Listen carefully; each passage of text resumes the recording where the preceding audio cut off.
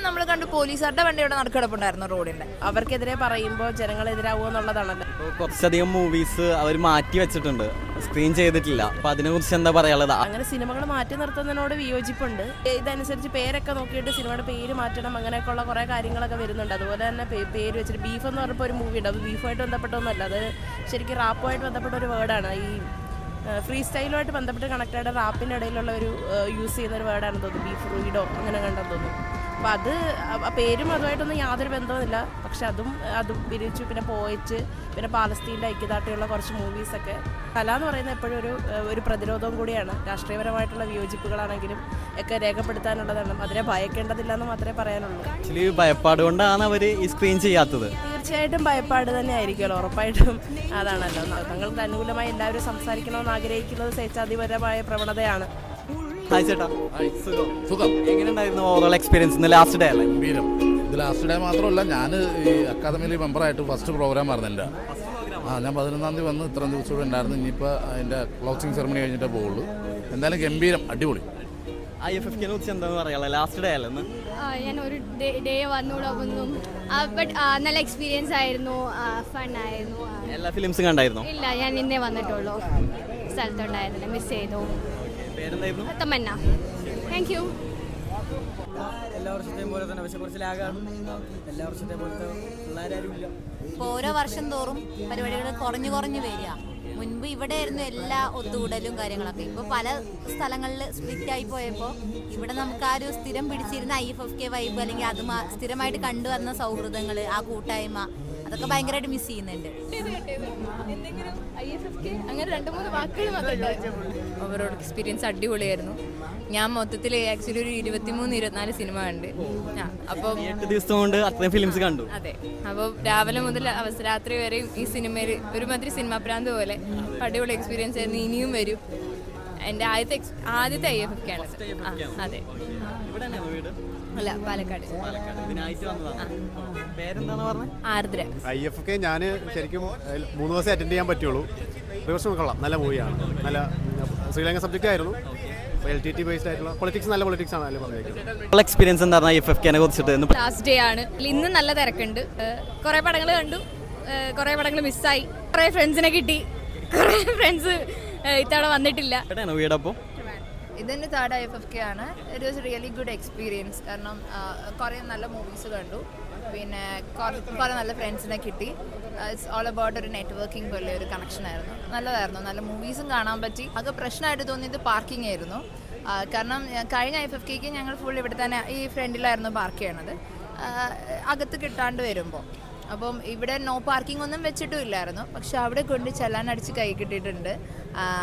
അപ്പം അത് എന്തെങ്കിലും ഒരു സൊല്യൂഷൻ എനിക്ക് തോന്നുന്നു ഇവർ തന്നെ ചെയ്യണം. അത് ഇതിൽ നമുക്കൊരു പാർക്കിംഗ് ഇവർ അറേഞ്ച് ചെയ്ത് തരണം. അതല്ലാന്നുണ്ടെങ്കിൽ, കാരണം ബാക്കി എല്ലാ ദിവസവും അവിടെ വണ്ടികൾ കിടപ്പുണ്ട്, അപ്പോൾ വരാറില്ല. ഒരു ദിവസം ഞാൻ കണ്ടു, അപ്പുറത്തെ സൈഡിൽ ഫോറസ്റ്റ് ഓഫീസിൻ്റെ സൈഡിൽ അവർ നേരത്തെ നിന്ന് അടിക്കുന്നത് കണ്ടു. ഓക്കെ, അത് ഒരു സൈഡിൽ ഇടാൻ പാടുള്ളൂ എന്നുള്ള അങ്ങനെ വിചാരിച്ചു. ദെൻ അങ്ങനെയാണെങ്കിൽ ഇവരുടെ കേരള സവാരിയുടെ വണ്ടിയൊക്കെ ഈ സൈഡ് കിടപ്പുണ്ട്. അതിനൊന്നും ഇല്ലാത്ത എന്ത് ഒരു റൂൾ എക്സെപ്ഷൻ ആണ് എന്ന് എനിക്ക് മനസ്സിലാവുന്നില്ല. ആക്ച്വലി നമ്മൾ പേയ്മെന്റ് കൊടുത്തിട്ടാണ് നമ്മൾ ഡെലിഗേറ്റിന്റെ കാർഡ് എടുക്കുന്നത്.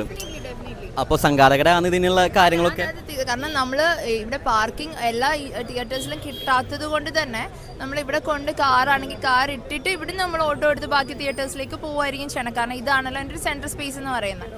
പക്ഷെ അവിടെ വന്നിട്ട് ഈ ചെല്ലാൻ അടിക്കുക എന്ന് പറയുമ്പോൾ, ബട്ട് ഈ നോ പാർക്കിങ്ങിൻ്റെ ഇതിൽ വരുമ്പോഴത്തേനും എങ്ങനെ വരുന്നത്? കാരണം അവിടെ ഒരു ബോർഡില്ലായിരുന്നു, വേറെ ഒരുപാട് വണ്ടികളുണ്ടായിരുന്നു, അവർക്ക് അടിച്ചിട്ടുണ്ടാവും. പക്ഷെ അതിൻ്റെ ലോജിക്ക് എന്താണെന്ന് മനസ്സിലാവണില്ല. അങ്ങനെയാണെങ്കിൽ അവർ അവിടെ നേരത്തെ ഒരു നോ പാർക്കിംഗ് വെക്കണം. ഇത് വെക്കാനുള്ളൊരു സ്പേസും എല്ലാ വർഷവും എല്ലാ ആൾക്കാരും അവിടെ തന്നെ ആ കാറും ബൈക്കൊക്കെ കൊണ്ട് വെക്കുന്നത്. അപ്പോൾ ഞങ്ങൾക്ക് കൊണ്ട് ഒരു ദിവസം 500 രൂപ നോ പാർക്കിങ്ങിന് അടിച്ച് തരുമ്പോഴത്തേനും എനിക്കറിയത്തില്ല. അപ്പോൾ എന്നോട് കുറേ പേര് ചോദിച്ചു, സ്റ്റുഡൻറ്റ് പാസ് അല്ലേ? സ്റ്റുഡൻറ്റ് പാസ്സാണ്, അപ്പോൾ ഇതിൽ നമുക്ക് ലാഭമായത് അവിടെ കൊണ്ട് കൊടുക്കേണ്ടി വരും എന്നുള്ളതാണ്.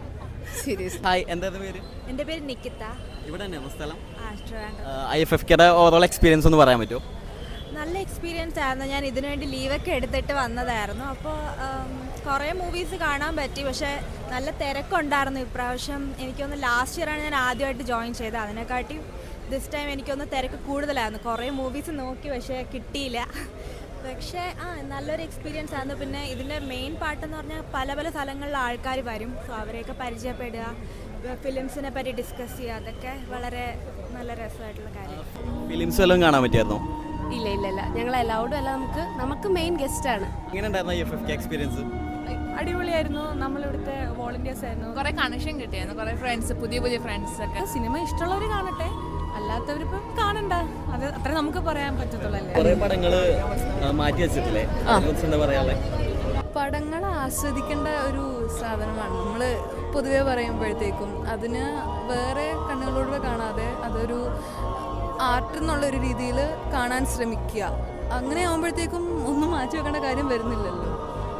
അതേ എനിക്ക് പറയാനുള്ളൂ. എങ്ങനെ ഉണ്ടായിരുന്നു ഓവറോൾ എക്സ്പീരിയൻസ്? ആദ്യം ഇത് നല്ല രസമുണ്ടല്ലോ നിന്നെ കാണാൻ, നിന്റെ കോസ്റ്റ്യൂം അടിപൊളിയായിട്ടുണ്ട്. ഇതെന്താണ് ഇതിന്റെ പിന്നിൽ, അത് പറയൂ. ആക്ച്വലി ദുബായിലുള്ളൊരു കോസ്റ്റ്യൂമാണ്, അവിടുന്ന് വരുമ്പോൾ കൊണ്ടുവന്നതാ. അയ്യോ നല്ല പൊളിയായിട്ടുണ്ട്, നൈസായിട്ടുണ്ട്.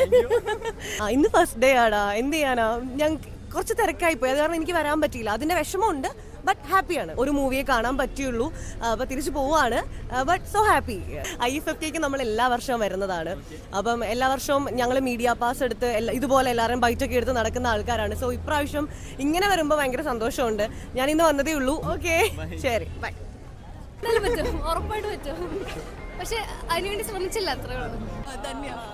പ്രണത്തി ഓവറോൾ എക്സ്പീരിയൻസ് ഒന്ന് പറയാൻ പറ്റുമോ? എൻ്റെ ഫസ്റ്റ് ഡേ ആണ്. ഞാൻ ഇന്നലെ ഹൈദരാബാദിൽ നിന്ന് നാട്ടിലെത്തിയേ ഉള്ളൂ. പുതിയ കണക്ഷൻസ് ഒക്കെ ബിൽഡ് ചെയ്യാൻ പറ്റുമോ? പ്രത്യേകിച്ച് അതിന് വേണ്ടി പറ്റും, എന്നാലും പറ്റും, ഉറപ്പായിട്ട് പറ്റും. പക്ഷെ അതിനുവേണ്ടി ശ്രമിച്ചില്ല, അത്രേ ഉള്ളൂ. നല്ല എക്സ്പീരിയൻസ് ആയിരുന്നു.